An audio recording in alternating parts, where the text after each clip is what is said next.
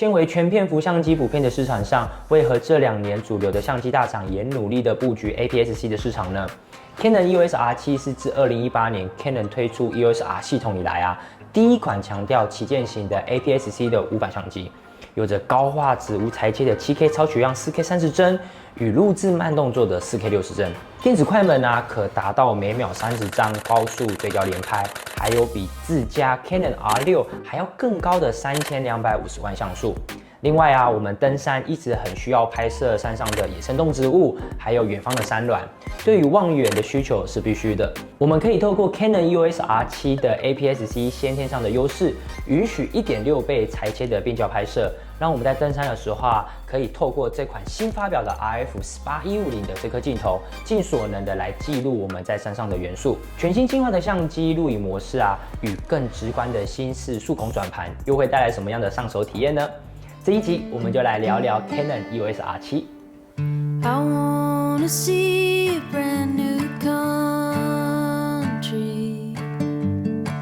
我们刚拿到 Canon EOS R7的实体机器时，从外表上其实与我们之前使用的 R5与 R6没有太多的变化。Canon 的 EOS R7感受上机身轻薄了一点，握持感又更好了。反而呢是在机身上的按钮需要适应一下，尤其是 R5与 R6原本在下方的这个数控转盘将原本2个分别为3维与9维的按钮整合了在一起，设计于我们在拍照时大拇指适合放置的地方。不然我们过去使用的这个机种放在这里其实蛮吃力的啦。那还要上上下移动也很浪费时间。现在这个新式的数控转盘很符合人体工学，可以轻松的在这里操作我们拍照时需要调整的光圈数值等等。只是有一些比较重要的情况，像是删除照片，真的很重要。我们还是需要使用下面这个 Set 键来按下确认，预防我们的手误。在使用 R6的过程中，我常常会需要使用拍照的 M 模式，还有录影模式来常常去做转换。那这个2个模式呢，刚好在 R6的设计上刚好是在对角。那我需要这样转，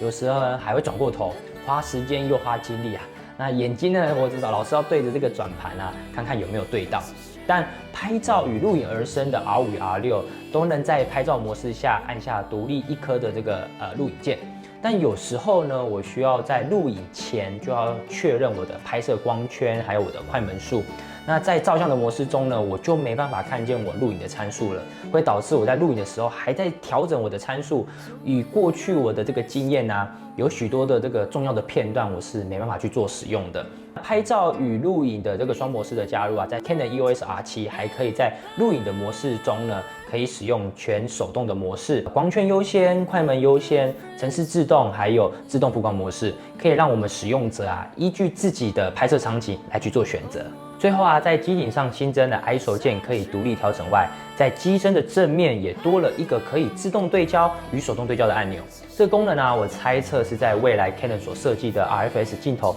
都会强调体积非常小巧。以往呢，我们的 RF 镜头有多余的空间来去做配置这个按钮，它现在呢就直接设计于在这个机身上。在未来拍摄或者是录影的时候，只要用我们中指或者是无名指来去拨动就可以了，也不用去特别看一下镜头要选哪一个键，或者是透过另外一只手来去做拨动。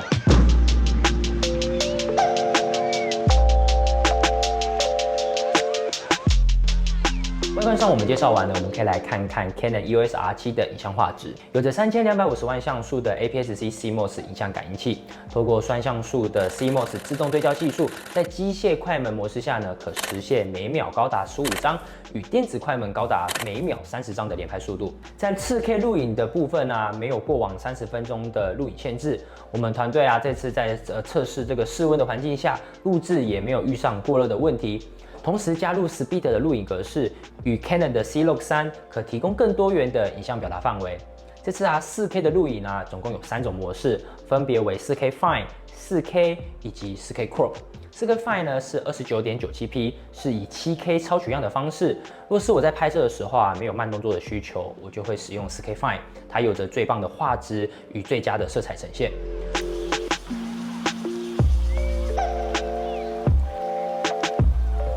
若是有慢动作的需求，我就会选择 4K 模式中的 59.97P。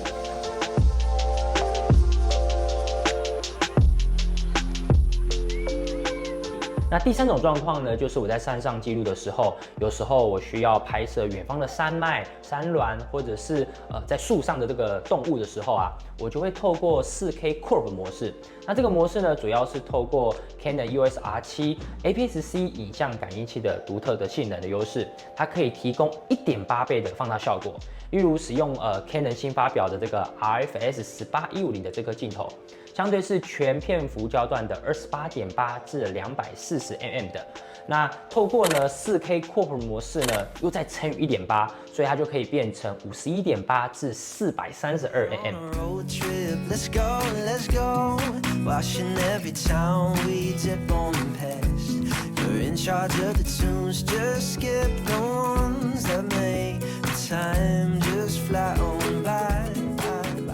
当然，若是你想要搭配我们现在手边的 Canon RF 这个全幅镜头的话，也可以。那装上大3元的这个 RF 70-200mm 这个全幅的望远镜头，它这个焦段呢也是一样，直接乘以1.6，可以实现112至320mm。那 4K Crop 模式下呢，再乘以1.8，就可以实现201至576mm。那若是装上我们非常热門的 RF 100-400啊，这个望远镜头 ，4K Crop 模式下呢，望远端最远可以实现约1152mm。这个惊人的这个望远焦段啊，除了你打鸟、打火车，真的不可以拿去做坏事啊！因为现在只需要一台小小的机身与镜头，就能实现我们拍摄望远的需求，真的是以目前的这个其他全幅机种呢，是没办法去做取代的。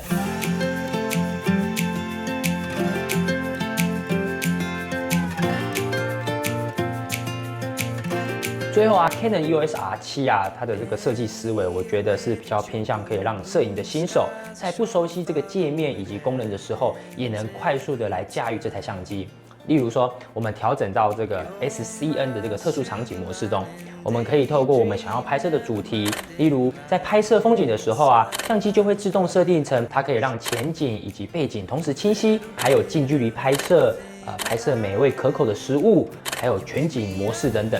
甚至啊，机内的这个滤镜效果啊，也可以去直接做拍摄。也就是说，我们拥有这么高规格的相机参数，我们只要考虑我们当下所需要拍摄的场景，不需要到各个菜单啊来去开启这些相机的特殊功能，相机就能自动对应到适合的相机参数。那这是我在过去使用 Canon EOS R5 以及 EOS R6没有看见的。那最后呢，我们团队呢这次也非常荣幸拿到 Canon EOS R7同时发表的多功能靴指向型立体声麦克风。那它是 Canon 第一款专为 EOS 相机推出的全数位立体声麦克风。现在我在薰衣草森林，这边非常的 wild， 然后使用的相机是 Canon EOS R7。最新的相机再搭配18150的这个 RFS 的镜头，然后我使用的是这个麦克风是枪型的模式，它声音会依据麦克风指向哪里，它就会收音到哪里。大家可以听听看这个音质，还有周遭的这个环境音是不是相对会比较小声一点点，我的声音会比较清楚一点。好，现在这是90度的收音范围，所以会指向性这个麦克风范围90度，周遭的这个虫鸣鸟叫的声音啊，还有蝉声都会一起带进来。现在这个是120度，就它范围会更广，可能会连下面的那个工作人员的除草机的声音都一起带进来，大家可以听听看，这个声音是不是人声跟环境声都会一起带进来呢？我最喜欢它的地方啊，就是它不用额外的接这些其他的线，然后也不需要额外的去做充电，完全呢透过机顶上这个多功能靴啊供电以及传输音讯。那我上山的时候呢，就不用再为这个麦克风来去录到一半没电而伤脑筋，